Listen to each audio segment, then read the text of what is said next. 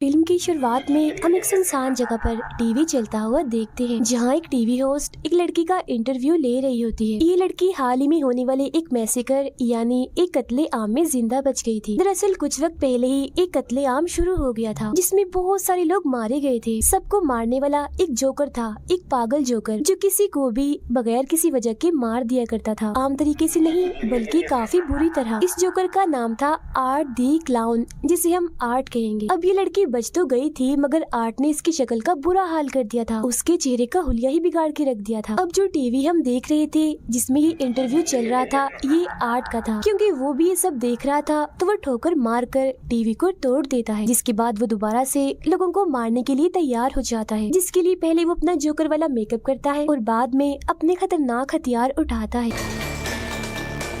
TV host interview के बाद अपने दोस्त से फोन पर बातें करने लगती है। वो बता रही थी कि जो लड़की आज आई थी वो बहुत ही बदसूरत थी, उसका ये कहना ही था। तभी उसे अपने पीछे हलचल होती हुई महसूस होती है। वो चेक करने जाती है, लेकिन वहाँ पर कोई नहीं था। फिर तभी अचानक से वो इंटरव्यू वाली लड़की आती है और उस होस्ट की आंखों में उंगलियां घुसा कर उसकी आंखें फोड़ देती है। फिर वो उसके चेहरे का हुलिया बिगाड़ कर उसे जान से मार डालती है। उसने ऐसा इसीलिए किया था क्योंकि उस जोकर यानी आर्ट ने जब से उस पर हमला किया था तो वो बिल्कुल पागल हो गई थी। अब हम दो लड़कियों को देखते हैं जो एक दूसरे की काफी अच्छी दोस्त थी। इनमें एक लड़की का नाम तारा होता है। ये एक पार्टी से वापस लौट रही होती है और वो पार्टी थी हैलोवीन पार्टी। तो जाहिर है आज रात है हैलोवीन की रात। हैलोवीन दरअसल एक ऐसा त्योहार है जिसमें लोग अलग अलग तरह के कपड़े और मास्क लगा के फिरते हैं और आर्ट भी हैलोवीन पर ही निकलता है, एक के बाद एक शिकार करने के लिए। जब ये दोनों बातें कर रही थी तो आर्ट भी इनके पास से गुजर रहा था, जिसकी नजर इन दोनों पर पड़ जाती है। उसे देख तारा की दोस्त उससे मजाक करने लगती है, मगर अगले ही पल वो गायब हो जाता है। वो अब एक पिज्जा की दुकान पर आती है, जहां आर्ट भी इनके पीछे पीछे आ जाता है। अंदर आते ही वो तारा को घूरने लगता है। ये चीज तारा को काफी अजीब लगती है, मगर उसकी दोस्त तो जाकर आर्ट के साथ तस्वीरें बनाने लगती। अब ये चीज भी उसे बिल्कुल पसंद नहीं आती। आर्ट एक मशीन से अंगूठी निकाल कर तारा को पहना देता है, जिससे तारा को तो बहुत गुस्सा आता है, लेकिन उसकी दोस्त को तो ये चीज भी काफी अच्छी लगती। अब वो वॉशरूम में जाकर उल्टी सीधी हरकतें करने लगता है, जिससे तंग आकर दुकान का मालिक उसे यहाँ से निकाल देता है। कुछ देर बाद वो दोनों भी वहाँ से निकलकर अपने घर जाने लगे, मगर देखते हैं कि गाड़ी का टायर तो पंचर है। अब तारा फौरन अपनी बहन जिसका नाम विक्टोरिया था उसे कॉल करके यहाँ बुला लेती है मदद के लिए। फिर वो अपनी दोस्त को कहती है कि मुझे वो जोकर ठीक नहीं लग रहा था और क्या पता टायर उसी ने पंचर किया हो, क्योंकि उसने हमारी गाड़ी देख ली थी। उधर आर्ट ने दुकान के मालिक को काफी बुरी तरह मार कर उसके चेहरे पर आग लगा दी होती है, जिसके बाद वो दूसरे वर्कर को भी पकड़ कर उस पर भी हमला कर देता है। वो उसे भी मार कर उसके चेहरे की जिल्दी निकाल देता है। उधर तारा को वॉशरूम जाना था, मगर यहाँ आसपास कोई वॉशरूम नहीं था। तब उसकी नजर सामने एक बिल्डिंग पर पड़ती है, जहाँ से गार्ड बाहर आता है। तारा उसके पास जाकर यहाँ का वॉशरूम इस्तेमाल करने की इजाजत मांगती है, मगर वो इनकार कर देता है कि मैं यहाँ काम करता हूँ तो मेरी नौकरी खतरे में पड़ सकती है। जिस पर तारा कहती है कि इतनी रात हो गई है, किसी को क्या पता चलेगा कि आपका वॉशरूम इस्तेमाल हुआ है। अब थोड़ा और कहने पर वो मान जाता है और उसे अंदर ले आता है। वो उसे वॉशरूम के पास छोड़कर चला जाता है। गाड़ी में बैठी तारा की दोस्त को खबरों से पता चलता है कि पिज्जा शॉप की मालिक और एक वर्कर की मौत हो गई है और उन्हें मारने वाला एक जोकर जैसा दिखने वाला आदमी है, जिसने अपने हाथ में एक बैग भी पकड़ा हुआ था। अब ये जानकर वो समझ जाती है कि ये काम उसी जोकर आर्ट का है। तभी गाड़ी में तारा आकर बैठ जाती है और जब वो इस सब के बारे में उसे बताने के लिए तारा की तरफ देखती है तो पता चलता है कि ये तारा नहीं बल्कि आर्ट है। तारा जब गाड़ी की तरफ वापस आ रही थी तो उसे एक बच्चे की रोने की आवाज आती है।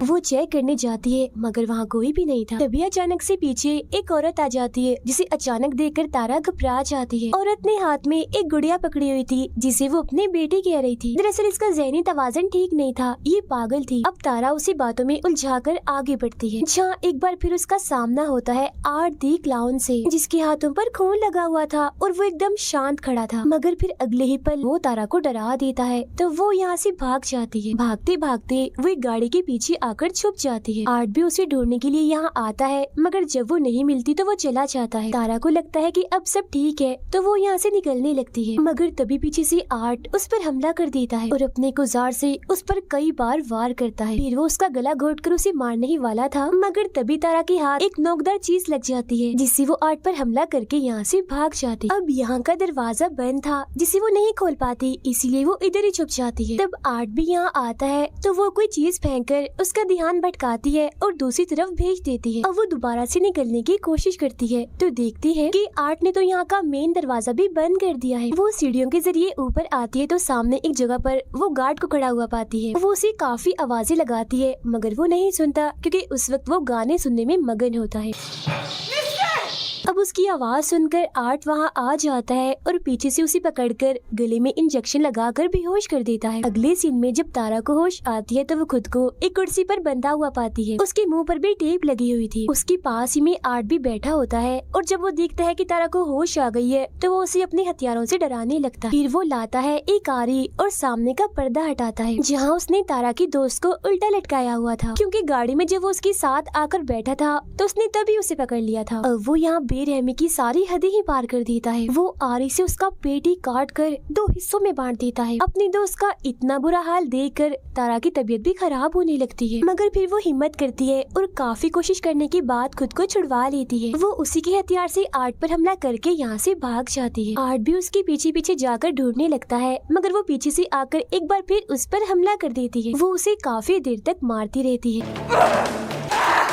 अब जब गेम उल्टी पड़ रही थी यानी तारा उस पर भारी पड़ रही थी तो वो यहाँ पर बेईमानी करता है। वो हाथों से नहीं लड़ता, वो करता है गन का इस्तेमाल। वो गोली पहले उसकी टांग पर मारता है और बाद में उसके चेहरे पर, जिससे वो काफी जख्मी और अधमरी हो गई थी। अब गन में गोलियां खत्म हो गई थी, इसलिए जब वो गोलियां लेने जाता है तो यहाँ उसे तारा का मोबाइल मिलता है जिस पर तारा की बहन विक्टोरिया का मैसेज आया होता है कि मैं बिल्डिंग के बाहर आ गई हूँ। तब आर्ट तारा बन के मैसेज करता है और पीछे के दरवाजे से अंदर आने का कहता है। ऐसा करने के बाद वो तारा की दोस्त की लाश के साथ तस्वीर बनाता है और लाश की हालत का हम बड़ा ही बुरा हाल देखते हैं, पूरी चिरी हुई 2 हिस्सों में बटी हुई। अब वो जाता है तारा के पास और उस पर भी अंधाधुंध गोलियां चलाकर उसे मार डालता है। वो पागल औरत भी यहीं खड़ी हुई थी और उसे ऐसा करता हुआ देख रही थी। ये सब देखकर वो जाती है गार्ड के पास और उसे सारी सूरत हाल समझाने की कोशिश करती है, मगर वो उसकी बातों का यकीन नहीं करता। फिर वो नीचे जाकर किसी को फोन करने लगता है, मगर तभी यहाँ आर्ट आकर हथौड़ी से उस पर हमला कर देता है। पागल औरत देखती है कि उसका बच्चा जो वो गुड़िया थी वो गायब है, मगर अगले ही पल उसे आर्ट दिखता है जिसके हाथ में वो अपने बच्चे को देखती है। वो उसके पास जाकर पूछती है, क्या तुम्हें जरा भी इंसानियत नहीं है, जरा भी ममता नहीं है, तुम्हें बच्चों पर भी रहम नहीं आता? ये कहकर वो आर्ट को अपने साथ लगा लेती है जैसे वो कोई बच्चा हो, और वो भी बिल्कुल ऐसी एक्टिंग करता है जैसे वो सचमुच का बच्चा ही हो।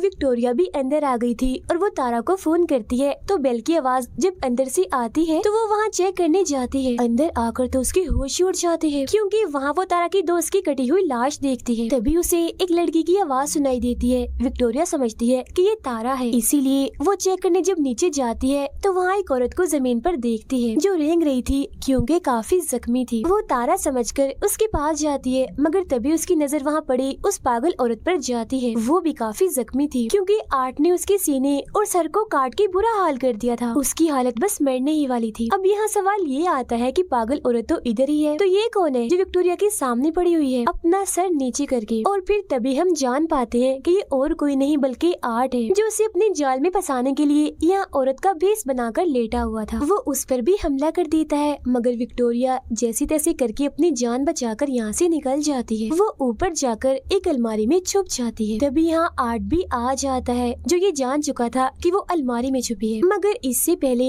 वो विक्टोरिया के साथ कुछ करता उसे हॉर्न की आवाज आती है जिसे चेक करने के लिए वो यहाँ से निकल जाता है। बाहर दरअसल आया था उस गार्ड का साथी जिसे अंदर आना था। वो कारपेट हटाता है तो वहाँ चाबी पड़ी हुई थी। तब दरवाजा खोलकर वो अंदर आ जाता है। वहाँ उसे खून के निशान दिखते हैं जो जाहिर है काफी अजीब था, मगर इससे पहले वो कुछ समझ पाता आर्ट पीछे से आकर एक नोकदार चीज से उसके सर पर वार कर देता है। फिर वो उसका गला काट कर धड़ से ही अलग कर देता है।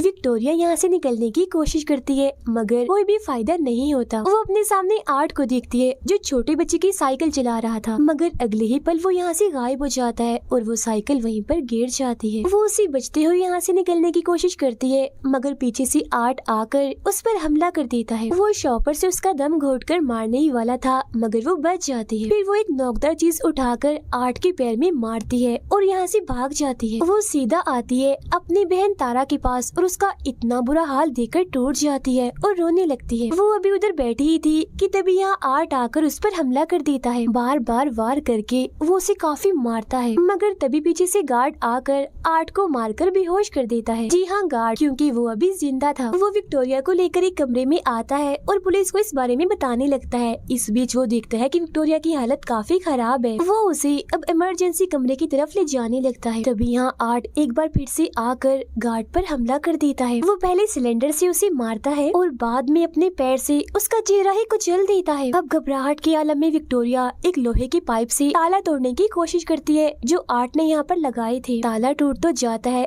मगर इसका कोई फायदा नहीं था, क्योंकि आर्ट उसके काफी करीब आ गया था और फौरन ही उसे पकड़कर मारने लगता है। मगर तभी विक्टोरिया उसकी आंख में एक चीज घुसाकर यहाँ से भाग जाती है। वो भागकर एक गैराज में आती है, मगर आर्ट इधर भी पहुँच जाता है, लेकिन क्योंकि यहाँ ताला लगा हुआ था इसीलिए वो अंदर नहीं आ पाता।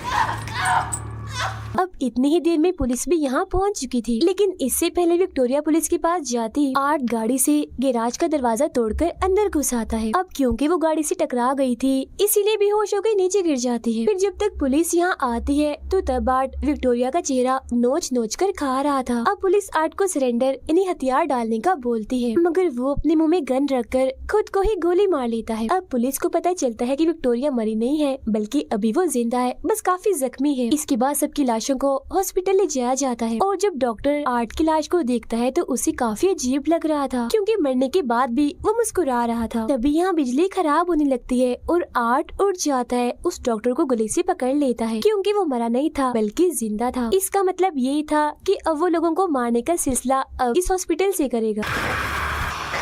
अब कुछ वक्त गुजरता है और हम विक्टोरिया को देखते हैं, जो आखिरकार आर्ट का शिकार होने से बच गई। कल उसे इंटरव्यू के लिए भी जाना है और उन्हीं बाद हम उसका चेहरा देखते हैं जो काफी भयानक दिख रहा था, जो बिल्कुल वैसा दिख रहा था जैसा इंटरव्यू वाली लड़की का था। अब यहाँ ये राज खुलता है कि विक्टोरिया ही असल में वो लड़की है जो शुरुआत में इंटरव्यू दे रही थी, जिसके बारे में कहा था कि एक मैसे घर में बची है और एक जोकर ने ही सभी को मारा था। अब यहाँ सवाल ये उठता है कि आर्ट ने अपने सर पर गोली मारी थी मगर वो नहीं मरा, आखिर क्यों? क्योंकि दरअसल अभी तक जितने भी लोगों ने उसे मारने की कोशिश की उन सबको ही मौत के घाट उतरना पड़ा। अब यहाँ ये चीज क्लियर नहीं हुई कि क्या उसे मारा जा सकता है या नहीं। हो सकता है कि उसे मारा जा भी सकता हो। तो अब